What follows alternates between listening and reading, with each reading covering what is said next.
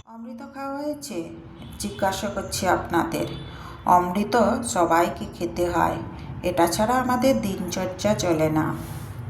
নিশ্চয়ই বলছেন, কি যা তা বলছি, দেবতারা যেটা খেয়ে ফেলেছে ওটা অনলাইনে বা বাজারে বিক্রি হয় না, তাহলে খাবো কী করে? আমি বলি কি, অমৃত নাই বা খেয়েছেন, কিন্তু যেসব অমৃতের কথা বলবো তা নিশ্চয়ই খেয়েছেন। আর যদি না খেয়ে থাকেন, চটপট খেয়ে ফেলার জোগাড় যন্ত্র শুরু করুন। তাহলে বলি শুনুন। যখন পাতে নানান স্বাদের খাওয়ার পরে আমরা আনন্দে পেট ভরে চেটেপুটে খাই আর বলি দারুণ রান্না হয়েছে। এইভাবে রান্না ভালো লাগে, যেন অমৃত খেলাম। অনেক সময় ধরে মুখে লেগে থাকে। এই মুখে লেগে থাকার কাহিনী কোনো না কোনো সময়ে কাউকে না কাউকে বলি, এটাই অমৃত। আমরা সবাই কোনো না কোনো সময় খেয়েছি। এই মুহূর্তে ভারত সেবাশ্রম সংঘের কথা মনে পড়ছে। ওখানের রান্নাগুলো অমৃত।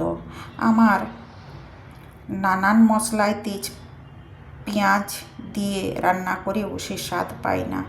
নিরামিষ রান্না, গোটা গোটা আলুর ঝোল থেকে আরম্ভ করে সব পদগুলোই অমৃত। বারবার ছুটে যেতে ইচ্ছে হয় অমৃতের লোভে।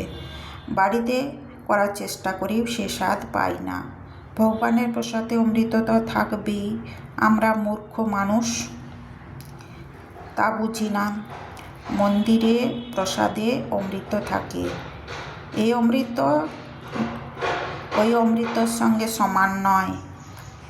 চিরঞ্জীবীও নাইবা হলাম, মৃত্যু আসলে তাতে ভয় কী আছে?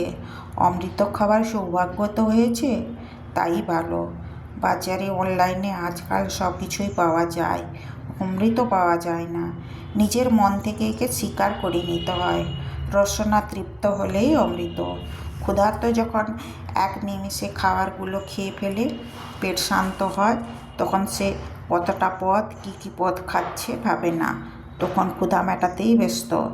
খাবার শেষে তাকে জিজ্ঞাসা করুন কী খেলেন, ও হাত চাটতে চাটতে নিশ্চয়ই বলবে অমৃত। এই অমৃত ওই অমৃত থেকে কোনো অংশে কম নয়। চিরঞ্জীবী হওয়া মানুষের কাজ নয়, আর মানুষ যা ধৈর্য হারায় তাতে না হলেই ভালো। ও ব্যাপারটা দেবতারাই ভালো বোঝেন, ওটা ওদেরই প্রাপ্য।